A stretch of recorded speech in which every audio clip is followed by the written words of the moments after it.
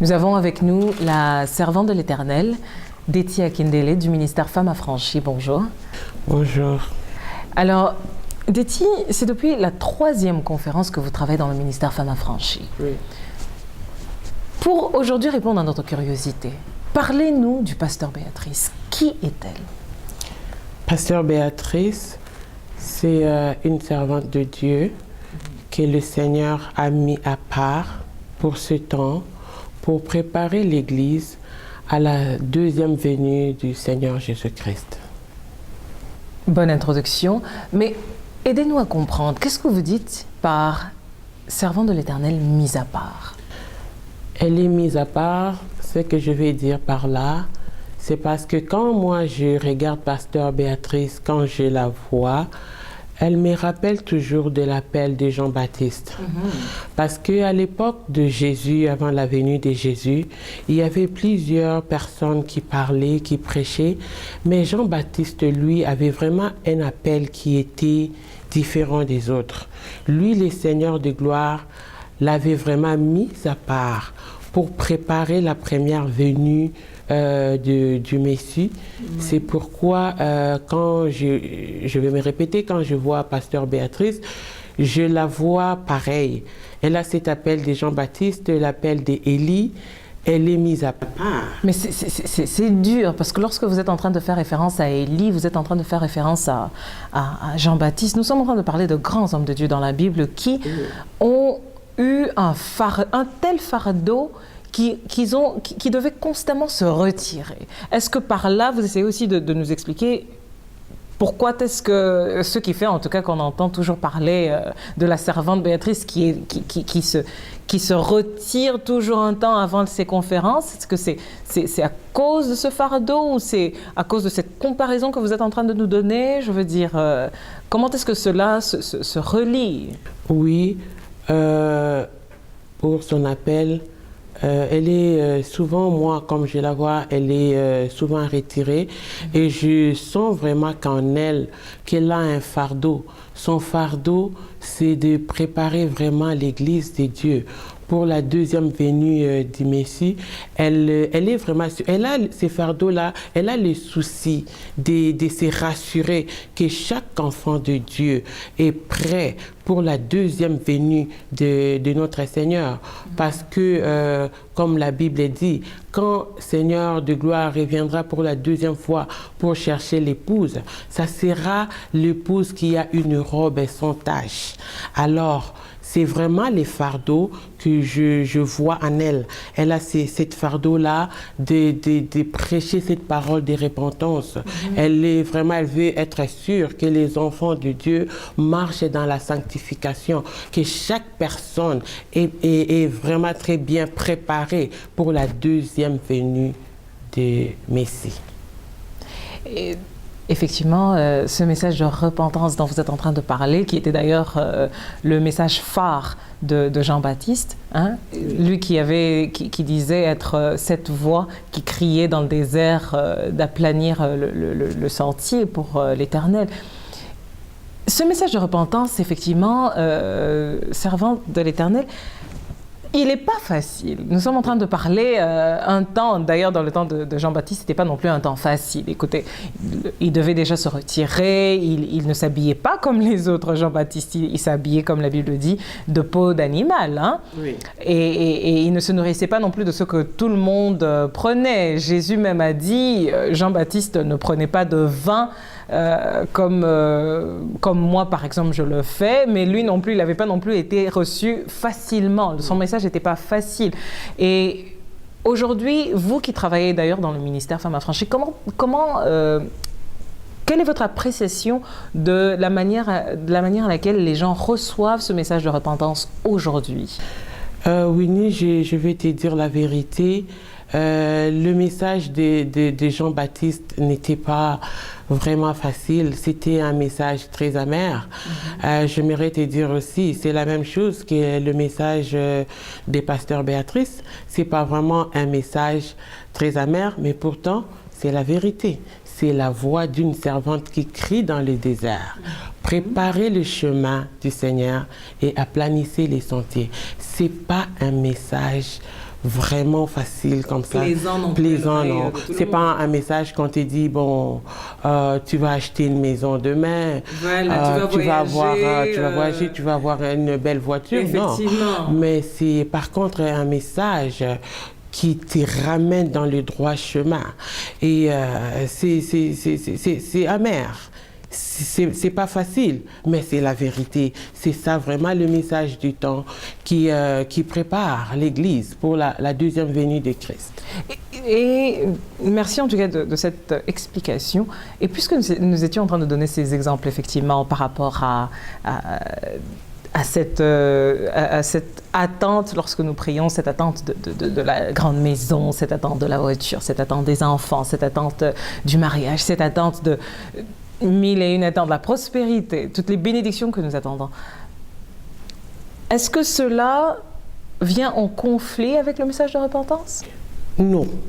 La bénédiction ne vient pas en conflit avec le message de la repentance, mais sauf que la bénédiction, elle, il faut la voir dans la sanctification. C'est ça, au fait, le message. Il y a toutes sortes de bénédictions. Il y a des bénédictions où tu dois aller tuer quelqu'un ou voler ou faire la fraude pour avoir cette bénédiction. C'est une bénédiction pour les autres.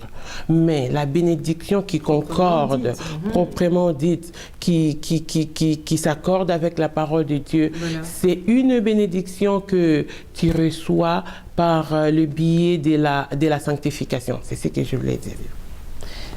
Ça, c'est bien dit. Donc, comme la Bible nous dit, recherchez premièrement le royaume des cieux et toutes les autres choses seront données en surcroît, n'est-ce pas? Ouais. Et c'est beau d'entendre ainsi expliquer le message de la repentance qui n'est pas en conflit avec celle de la prospérité. Et là, nous sommes en train de parler, juste à retourner un tout petit peu à la servante de l'Éternel. Une appelée de l'Éternel, ointe, comme on entend souvent les vidéos et comme on voit souvent avec les paroles, la prédication qu'elle apporte. Ce fardeau qu'elle porte, elle doit apporter cette parole qui est, comme vous dites, amère pour ce temps-ci, mais aussi elle est une femme au foyer. Comment est-ce qu'elle arrive, puisque vous êtes dans son entourage, comment est-ce que vous la voyez gérer tout cela? Bien qu'elle a ces fardeaux-là, c'est une maman, c'est une épouse et c'est aussi un pasteur. Moi, je la vois vraiment en train de concorder ces trois chapeaux vraiment très bien. Quand elle est à la maison, c'est une mère qui prépare pour ses enfants, qui fait tout pour que, comme tout enfant veut voir sa maman. Puis quand elle est à côté de son épouse, j'ai eu la chance d'être avec elle et son épouse aussi.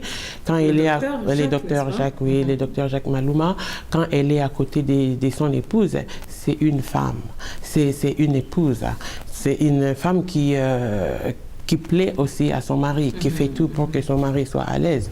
Et quand elle revient, elle est à l'église en tant que dirigeante de ses ministères. C'est aussi un pasteur. Elle a un cœur pour prendre soin des brebis, pour prendre soin de ses ministères. Elle a ses fardeaux aussi des ministères. Elle a l'œil aussi pour voir, pour savoir aussi que en ces temps ici, pour la deuxième venue du Christ, comme je disais, elle veut être sûre que l'Église se prépare pour cela. Donc, pour moi, je vois que elle concorde ces trois chapeaux. Et c'est bien, en tout cas, elle est gérée. Et juste à voler un tout petit peu de ce que vous venez de dire, que son fardeau, que son appel, que ce qu'elle apporte au peuple de Dieu, c'est la préparation de l'épouse. Et d'ailleurs, c'est ce qui est une des missions, une des visions d'ailleurs du ministère Femmes Affranchies, qui est de préparer l'épouse de Christ, l'Église en ce moment. Si ce n'est pas trop demandé, si ce n'est peut-être pas un grand secret dans le ministère, quelle est la préparation que elle-même, Pasteur Béatrice, garde quel est le genre de préparation qu'elle-même utilise avant de préparer ce peuple de l'Éternel? Cette question, j'aime beaucoup cette question parce que en tant que bon, c'est ma mère spirituelle, je voulais dire, en tant que la fille qui travaille à côté de sa maman, des fois je suis choquée. Racontez-nous. Oui, des fois je suis choquée par rapport à que je vois, parce qu'on a été dans plusieurs conférences, on a voyagé ensemble avec elle, on a fait plusieurs fois les pays de l'Europe, on a fait plusieurs villes de l'Amérique du Nord. On a fait bon, elle a préparé des mini-conférences ici au Canada avec peut-être son équipe, mais la façon que je la vois en train de préparer ces choses, ça m'étonne parce que pour elle, des fois, ce n'est pas, même si c'est une retraite que nous, on appelle ici mini-retraite. Et pour une mini-retraite... La façon dont elle va préparer cette retraite, c'est comme si elle s'attendait à 5 millions de personnes. Donc, elle est tellement sérieuse dans ce qu'elle fait. Donc, elle ne discrimine pas au fait le nombre de personnes devant qui l'Éternel la place. Non, non, non. C'est vraiment, c'est ce que je trouve un peu spécial avec elle. Donc, pour elle, une retraite ou une conférence, c'est vraiment une conférence. Elle prend son temps pour se préparer parce qu'elle a le souci, non seulement ça que les enfants de Dieu reçoivent les messages de ces temps, mais elle a aussi ces fardeaux-là pour que les enfants de Dieu reçoivent leurs miracles, reçoivent leur guérison, reçoivent leur délivrance. Elle ne veut pas que quand elle arrive quelque part, que les enfants de Dieu n'ont pas reçu le message qu'il faut, n'ont pas reçu la délivrance, n'ont pas reçu la guérison. Elle se rassure, elle se prépare très bien en conséquence. Donc elle s'assure, comme vous dites, elle s'assure à ce que quelque part où l'Éternel l'envoie ou devant qui l'Éternel la place, que elle puisse être comme ce porteur de pain, ce porteur de pain qui apporte toujours le pain de la part du Père à ses enfants. Hein. Oui. Donc, et aussi, Déti, nous avons vu à travers Facebook et d'ailleurs la ligne de prière aussi, nous entendons souvent des sessions de jeûne, par exemple, qui sont souvent données, 21 jours, 30 jours, 40 jours. Et à quoi cela sert-il? Oui, quand on est chrétien, on est appelé aussi à nous préparer nous-mêmes, à avoir une relation avec Dieu.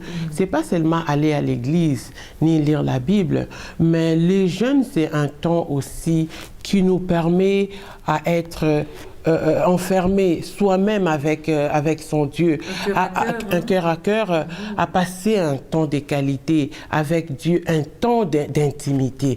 Ça nous rapproche avec Dieu. Un temps de qualité, un temps d'intimité. Oui, oui.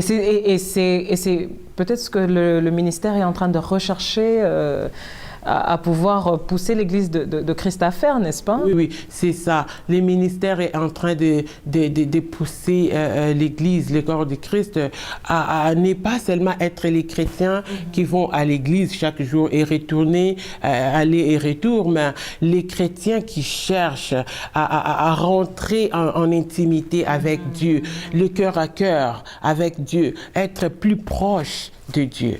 Amen. Et c'est un bel acheminement qui complète en tout cas les 2 temps de retraite, hein, parce que attendre une année, c'est pas toujours facile. De pouvoir simplement jeûner en ce moment-là et prier en ces moments-là. Mais juste à revenir un tout petit peu en arrière, vous aviez dit quelque chose sur lequel j'aimerais passer un tout petit peu de temps dessus. Vous disiez que vous avez eu à voyager avec la servante de l'Éternel en Europe, vous avez eu à voyager avec elle dans quelques villes en Amérique du Nord. Spécifiquement, il eut un temps où l'année passée, en 2014, elle avait eu à perdre sa mère. Oui. Mais si je me souviens bien, c'était pendant cette même époque qu'elle avait eu, elle était en conférence dans une ville à Ottawa, si je ne me trompe pas, au Canada. Parlez-nous de ce moment, parce que je me souviens du choc. Mais alors là, de ce choc qu'elle avait, sa mère, qu'elle n'avait pas revue pendant si longtemps, et pourtant, à la voir devant, à l'estrade, tenir le micro, c'était comme si c'était deux personnes différentes. Parlez-nous de cela, parce que vous étiez là pendant ce temps-là de la conférence. Oui, Winnie, comme je disais, que j'ai eu la grâce, le Seigneur m'a fait la grâce de l'accompagner dans plusieurs de ses voyages. Mais ces voyages-là, c'était un voyage très choquant pour moi parce qu'on m'a appelé pour dire qu'on avait déjà préparé les voyages. C'était pour aller à Ottawa. Les voyages étaient déjà préparés. On allait voyager le lendemain matin, très tôt. C'était prendre l'avion. Là, nous parlons de quel jour? Jeudi, vendredi? Je crois que c'était un jeudi, ou un jeudi ou un vendredi pour aller, je ne me souviens plus. Oui, c'était un vendredi. Alors moi, c'était jeudi soir. Jeudi soir, j'étais déjà en train de me préparer. Du coup, j'ai reçu un coup de fil. Les gens d'Ottawa qui m'appellent, mais est-ce que ça va? Parce que moi, je ne savais pas. Puis, ces gens me disent, mais on a appris que le pasteur Béatrice a perdu sa mère. Est-ce que vous allez toujours venir? J'ai dit, mais je ne sais pas. Effectivement, la nouvelle avait été donnée même sur Facebook, si je ne me trompe pas. Voilà. Je ne sais pas, mais j'admire beaucoup le courage que le Seigneur de gloire avait mis dans sa servante. C'était pas facile de choisir, mais elle avait choisi ses jours. Elle a dit que je vais aller servir Dieu. En tout cas, c'était choquant. Nous sommes partis avec elle. Elle a tenu les micros, elle a exhorté les enfants de Dieu, elle a prêché, j'ai vu la main de Dieu, les enfants de Dieu ont reçu les miracles, il y en a ceux qui ont reçu la délivrance. En ce même jour, pendant qu'elle était en deuil. Pendant qu'elle était en deuil. C'était vraiment une leçon pour moi. C'était choquant pour voir quelqu'un qui est si déterminé comme ça pour l'œuvre de Dieu. Comme quoi, le Seigneur Jésus lui-même, il dit aussi dans la Bible, laissez les morts enterrer les morts. Mais toi, suis-moi, fais mon œuvre. Et à entendre cela, au fait, cela est revenu parce que c'est effectivement des moments poignants, des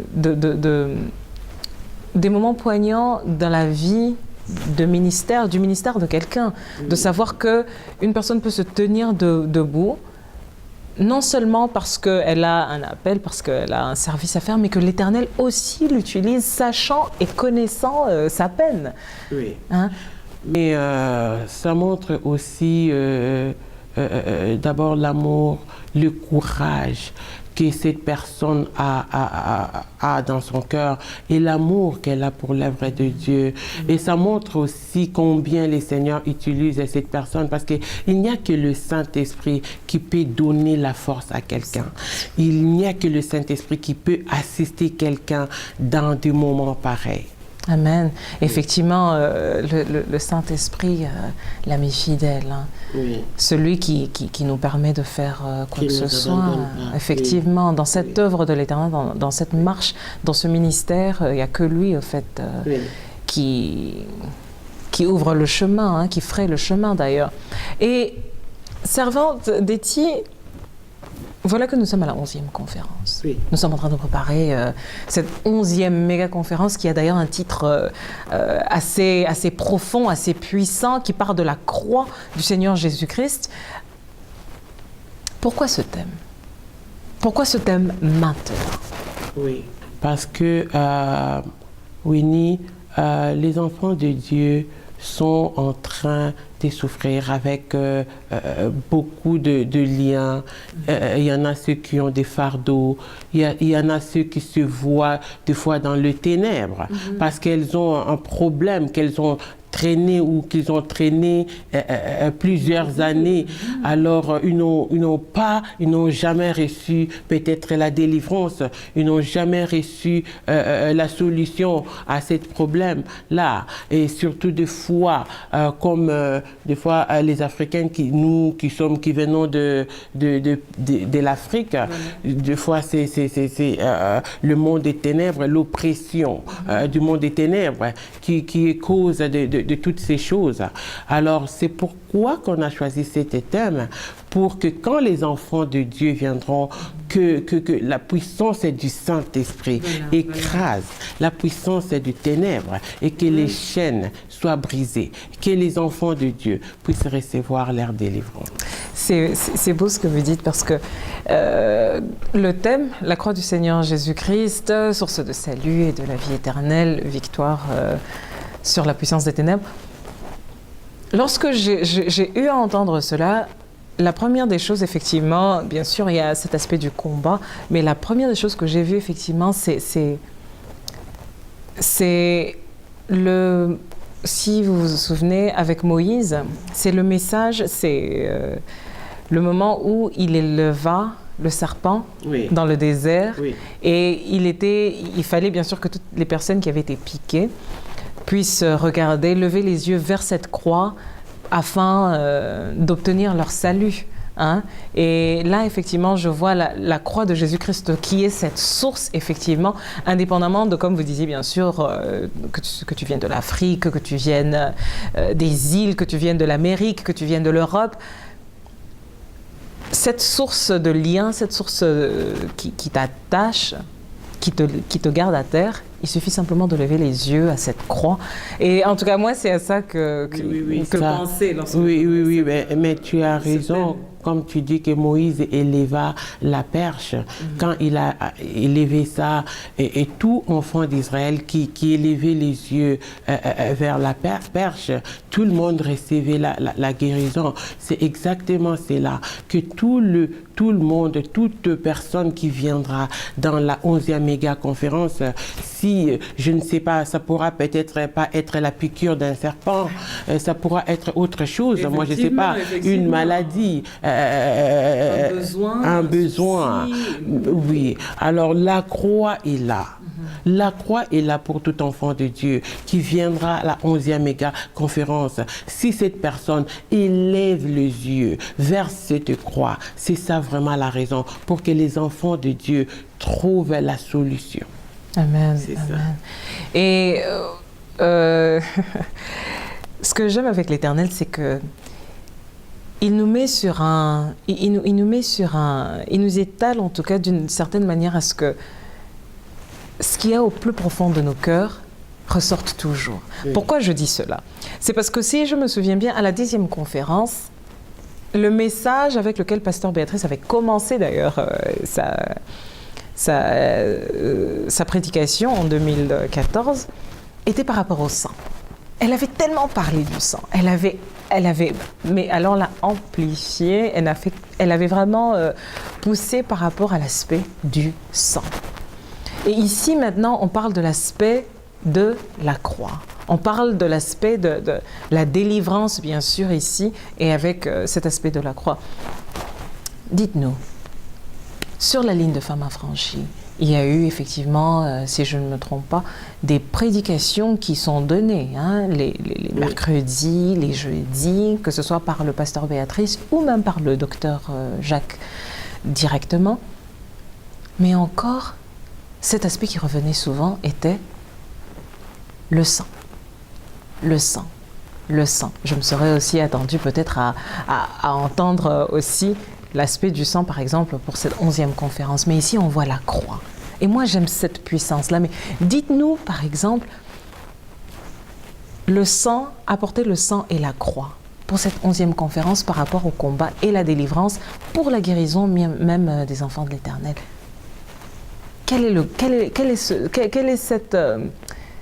Où est-ce qu'ils sont en train d'essayer d'emmener les enfants de l'Éternel? Oui, quand Jésus-Christ est allé sur la croix, il est allé d'abord sur la croix, mais il n'a pas seulement allé sur la croix, mais il a renversé aussi. Il a renversé son sang pour libérer son peuple. Amen. Il y a la puissance dans le sang de Jésus. Tout est dans les sangs. Il suffit d'appeler seulement les sangs de Jésus, tu as la réponse dans tout. Les sangs de Jésus, c'est comme une couverture pour nous. Pour tous les enfants de Dieu, comme tu venais de dire, il y a plusieurs femmes qui viennent, qui nous suivent sur la ligne de prière, qui viennent et qui écoutent aussi la parole de Dieu sur cette ligne de prière. Il y en a beaucoup d'entre elles reçoivent la délivrance en suivant les prédications, surtout la prédication de Pasteur Béatrice sur le sang de Jésus.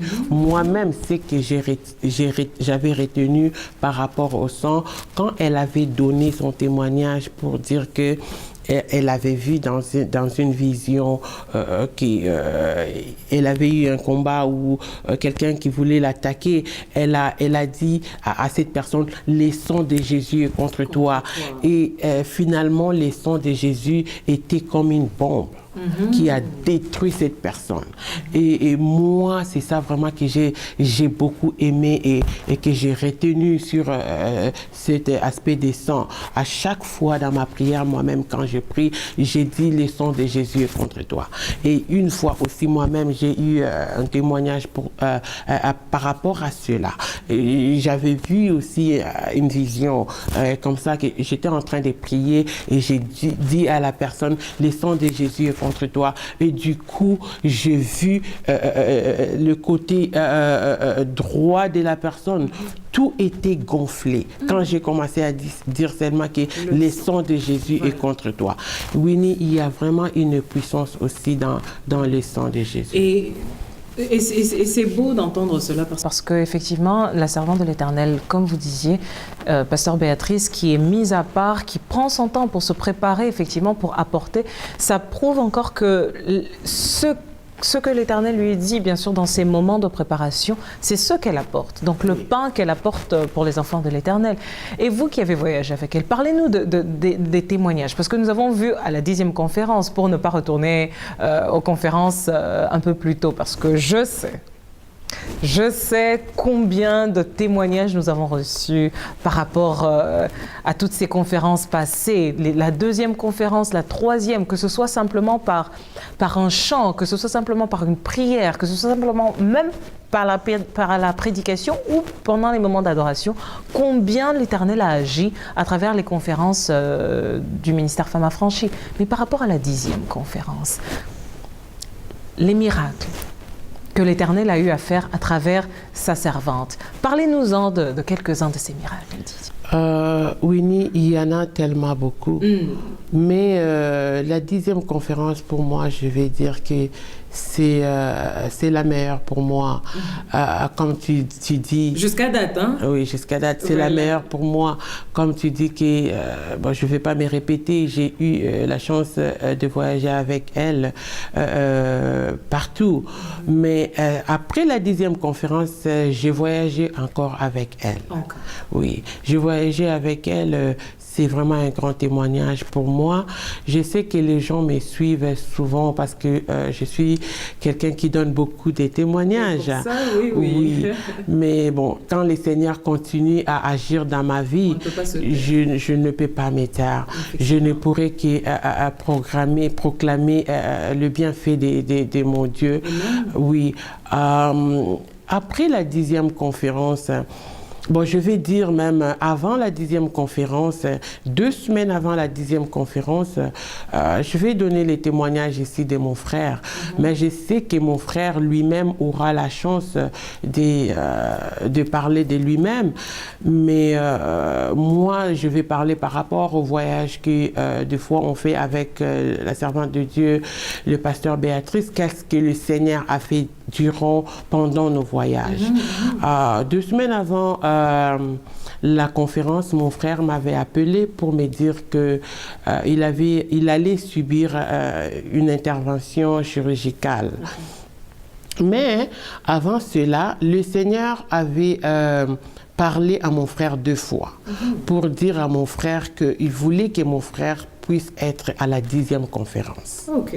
Oui. Et là, c'est ton frère qui, bien sûr, a partagé cela avec toi. Oui, hein. mon frère m'avait appelé pour me dire inscris mon nom sur la liste, je vais être là à la 10e conférence Oui, parce que pas le seul, bien sûr, oui, hein. oui, le Seigneur m'a parlé 2 fois. J'ai dit ok, c'est bien.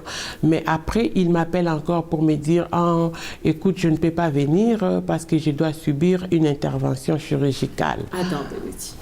Je veux un peu préciser les choses. Donc là, le frère a appelé parce qu'il a vu, il s'est dit, l'Éternel m'a parlé, je dois être à cette 10e conférence. Nous sommes en train de parler conférence des femmes affranchies et c'est un homme qui veut venir? Oui, c'est un homme. Le Seigneur lui avait vraiment parlé lui-même en particulier, il a insisté. Avec sa femme ou c'est juste à lui seul qui a eu la vision mais qu'ils allaient venir ensemble? Oui, ils allaient venir ensemble avec sa femme, mais c'est lui. C'est à lui que le Seigneur a dit que j'aimerais que tu sois à la 10e conférence. Et donc pour clarifier aussi, vous disiez, vous êtes en train de parler d'une intervention chirurgicale. De quelle intervention chirurgicale s'agit-il puisqu'il doit être à la 10e conférence? Oui. Son médecin lui avait dit qu'il avait une maladie, il avait un boule dans son ventre. Alors, bon, à ces stages-là, on ne connaissait pas c'était quoi. Alors, il m'a dit qu'il va subir cette intervention. Pour qu'on enlève cette boule-là? Oui. Alors, ben, moi, j'ai dit, bon, ok. Alors, finalement, mon frère n'est pas venu à la 10e conférence. Non. Il était à l'hôpital, il a subi son opération, mais son opération était vraiment mal tournée. Oui. Mon frère était entre la mort et la vie. Alors, à ces temps, la servante de Dieu, pasteur Béatrice, était en retraite. Comme chaque fois, elle s'est préparée pour la 10e conférence. Voilà. Bon, moi, je n'étais pas en contact avec elle, je ne pouvais pas l'expliquer qu'est-ce qui s'est passé. Voilà. Alors, je me disais, bon, quand elle va sortir, peut-être qu'on va parler. Mais entre-temps, les choses s'empiraient. Les choses s'empiraient. Et j'ai dit à mon frère, écoute, le Seigneur avait dit que tu puisses être à la 10e conférence.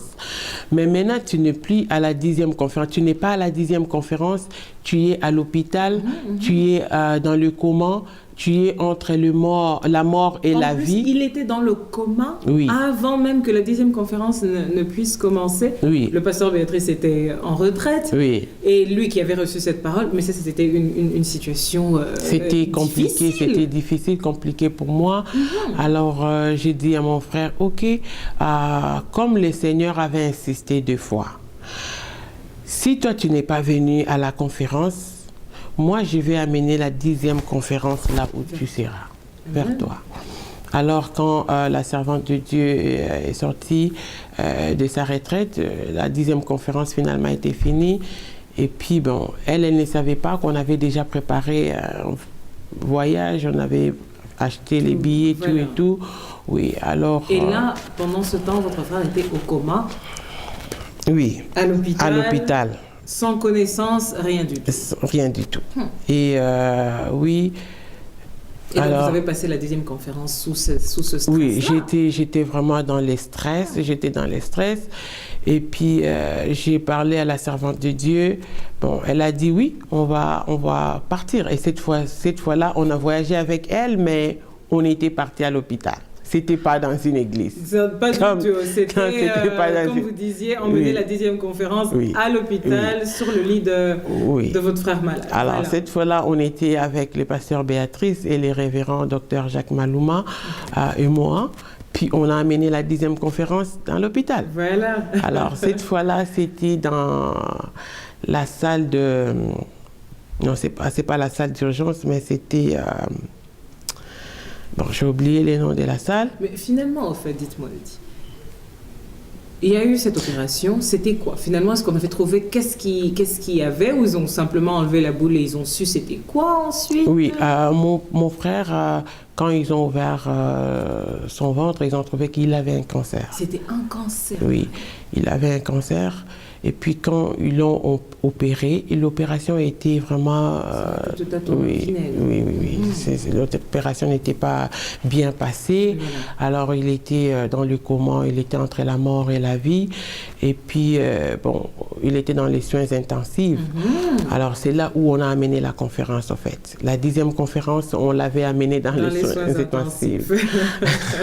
C'est tout en tout cas. Donc, comme je te disais, des fois, l'appel de la servante pasteur Béatrice, c'est pas dans le lieu où c'est une personne qui est dans la salle, ou c'est dans les soins intensifs qu'on va faire la conférence. Donc, c'était comme ça. Alors, nous sommes arrivés là-bas. Mon frère était vraiment inconscient. Il était branché, il était sous les life support. Alors, quand nous sommes... Donc, support respiratoire. Oui, il ne pouvait pas respirer, seul. Alors, quand nous sommes arrivés là-bas, les pasteurs Jacques et les pasteurs Béatrice ont commencé à prier. Ils ont prié à leur arrivée. Ils ont prié. Quand ils sont rentrés dans la salle, à l'état où ils ont trouvé mon frère, c'était compliqué. C'était compliqué. Alors mon frère, il était presque mort.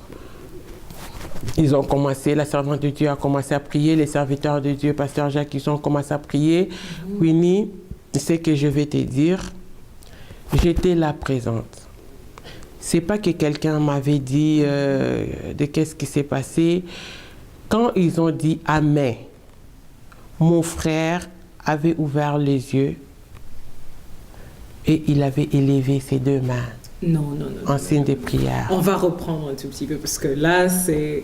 Je sais que nous parlons du miracle de l'Éternel parce qu'il n'y a que l'Éternel qui a pu agir. Oui. Mais attends, tu me parles de quelqu'un qui était dans le coma. Oui. Ça faisait combien de temps qu'il était dans ce coma? Je crois que ça faisait à peu près 2 semaines, quelque chose comme ça. 2 semaines dans le coma? Oui, dans le coma. En tout cas, plus de 10 jours, sûr. Oui, c'était plus de 10 jours, il était dans le coma. Les médecins de mon frère vraiment savaient qu'il allait mourir. Le pronostic était qu'il était pour mourir. Il était pour mourir. L'infirmier qui était là, il était devenu rouge. Attends, nous disions qu'il n'avait aucun signe, il ne faisait aucun mouvement, il ne répondait à rien. Non, il ne répondait à rien. Ni à la voix de sa femme, ni à la voix de ses enfants. Non, il ne répondait à rien. Il avait les yeux fermés.